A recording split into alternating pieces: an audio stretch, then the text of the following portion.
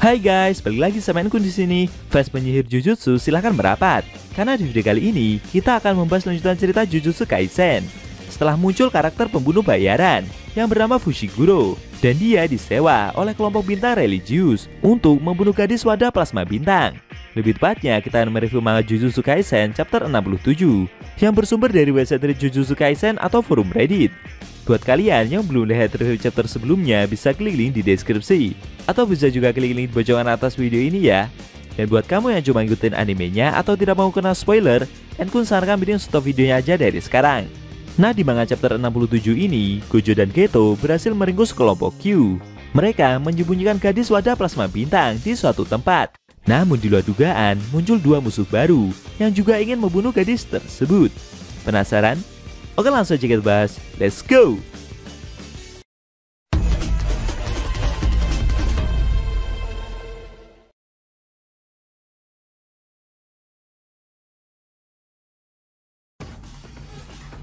Judul chapter 67 kali ini adalah penyimpanan tersembunyi bagian ketiga. Pada awal scene, kita diperlihatkan Kukon, tentara kelompok Q yang berhasil dikalahkan oleh Geto. Pergerakannya terkunci dan dia seperti hampir ditelan oleh arwah terkutuk yang Geto keluarkan. Sambil berkeringat ketakutan, tentara tersebut meminta maaf. Dia berjanji kalau setelah ini akan mundur dari misi dan berhenti menjadi pengguna kutukan. Dengan kondisi yang semakin tersudut, seperti mau dicium oleh gumpalan roh terkutuk, tentara itu berjanji akan membubarkan kelompoknya. Dia juga berencana untuk kembali ke desa dan menanam padi. Sambil berekspresi seperti gak dengar, Geto berkomentar dan mempertanyakan profesi yang akan tentara itu lakukan. Lihat sikap tersebut membuat Kokun jadi emosi. Menurutnya, bocah seperti Geto ini tidak bisa melakukan banyak hal karena mereka masih memiliki Fire yang menjadi prajurit terkuat di kelompok Q. Tapi dengan santainya, Geto yang masih rebahan itu menunjukkan foto yang Gojo kirimkan melalui ponselnya kepada Kokun. Ternyata tentara yang bernama Fire tersebut juga telah Gojo kalahkan. Melihat rekannya yang terkuat berhasil dijatuhkan, akhirnya organisasi Q benar-benar dibubarkan. Scene berpindah ke arena pacuan kuda. Di tribun penonton, ada pembunuh bayaran Fushiguro yang didatangi staf dari kelompok bintang religius. Staf tersebut bingung dengan apa yang Fushiguro lakukan di tempat ini, karena sebelumnya pria itu juga tidak pernah menang dalam kompetisi. Pemuda itu menjawab kalau dia sedang mencari uang. Lalu staf tersebut kembali bertanya soal kerjasama yang mereka sepakati. Fushiguro yang mendengar pertanyaan itu merasa sebal. Menurutnya staf tersebut memperlakukannya seperti pengangguran saja. Dia menjelaskan jika ini soal anak dari keluarga Gojo. Mereka tidak bisa seenaknya masuk begitu saja. Maka dari itu, dia menggunakan beberapa orang untuk melemahkannya terlebih dahulu.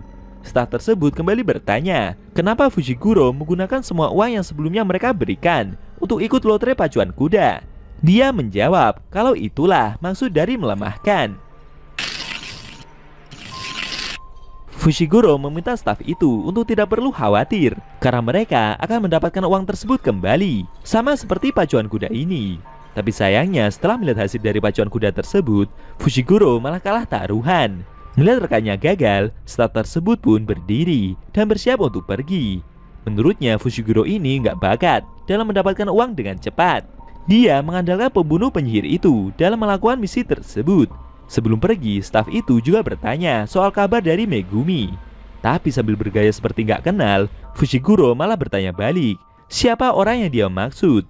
Scene berpindah ke Gojo dan Geto yang telah membawa gadis itu ke suatu tempat persembunyian. Melihat gadis tersebut yang masih belum sadarkan diri, Gojo berinisiatif untuk membawanya ke dokter saja. Geto juga mengeluh, ada saja teman mereka Shoko ada di sini, mungkin dia akan berguna. Tapi tidak lama kemudian, gadis itu membuka mata. Gojo yang saat itu menggendong gadis tersebut menyapanya. Nama dari gadis itu adalah Amanai Riko. Namun melihat dia yang seperti digendong orang yang tidak dikenal, Riko malah menampar Gojo dengan sangat keras. Melihat temannya yang ditampar seperti itu, membuat Geto jadi tertawa sendiri. Sambil emosi, Riko memarahi kedua pemuda tersebut. Kalau mau membunuhnya, kenapa tidak langsung melakukannya sejak tadi?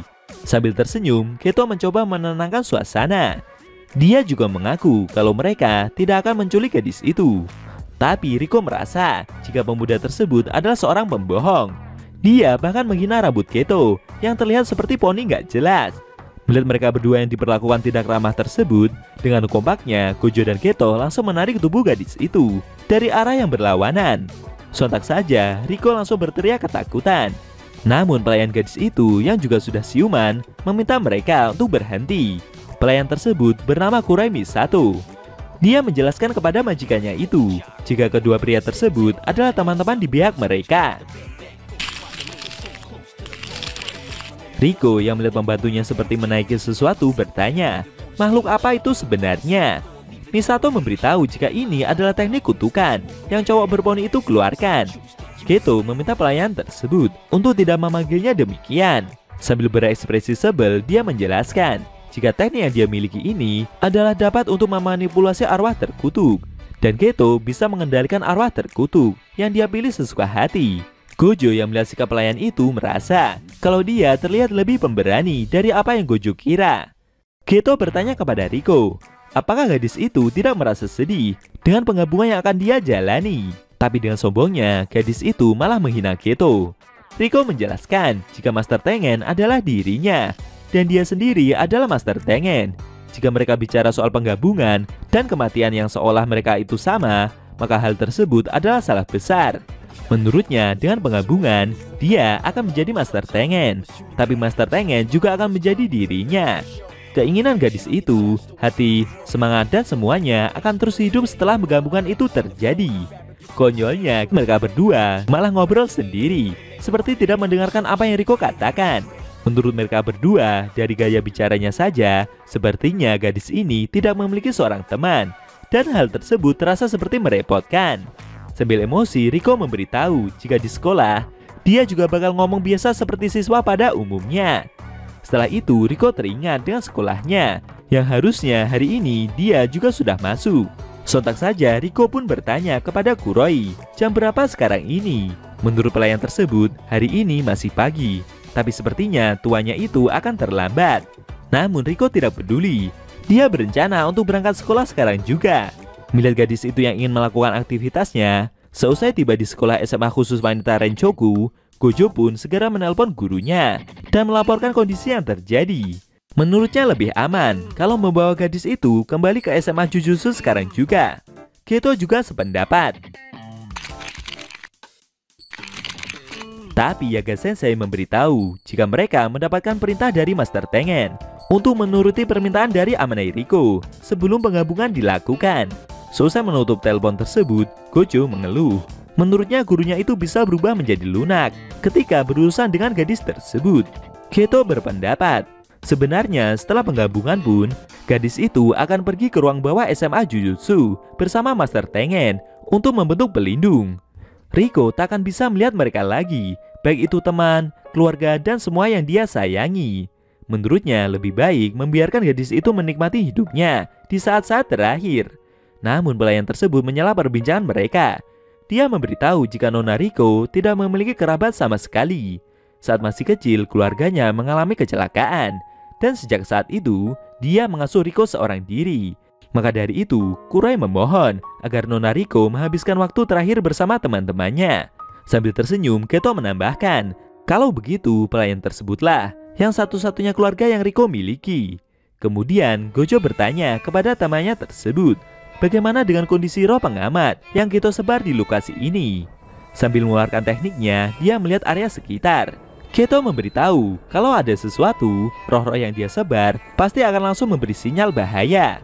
Lalu tiba-tiba dia seperti melihat sesuatu. Geto menghampiri Gojo dan memintanya untuk membawa Riko pergi dari sini, karena dua roh pengamatnya sudah dibunuh oleh seseorang. Di sekitar lokasi tersebut ada dua orang pembunuh bayaran. Satu orang berbadan besar dan mengenakan topeng berbentuk paper bag. Sedangkan yang satunya adalah pria berusia lanjut yang mengenakan kacamata. Ternyata Fushiguro membuat website pengumuman untuk membunuh Riko dengan cara membuat sayembara berhadiah 250 yen dalam kurun waktu 39 jam. Apakah Gojo akan berhasil membawa gadis tersebut pergi dari kejaran para pemburu bayaran tersebut? Lalu langkah apa yang akan Geto lakukan dalam menahan aksi dari kedua pembunuh itu? Sayangnya, scene cerita manga Jujutsu Kaisen chapter 67 telah berakhir.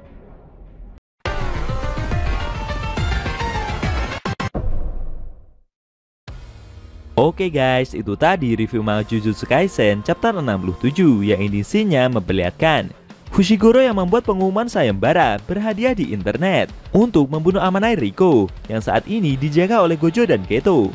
Bagaimana menurut kamu? Jangan lupa tinggalkan komentar kalian ya. Kalau mau nonton review sebelum atau selanjutnya bisa klik link di deskripsi. Linknya ada Mimin taruh di sana kok. Buat kalian yang nonton review manga Jujutsu Kaisen secara maraton, bisa klik link di deskripsi juga ya guys. Oke? Tekan like kalau suka sama video ini dan dislike kalau nggak suka. Jika ada kata-kata dari Enku yang kurang pas, Enku mohon maaf. Dan sampai bertemu di video review manga Jujutsu Kaisen selanjutnya.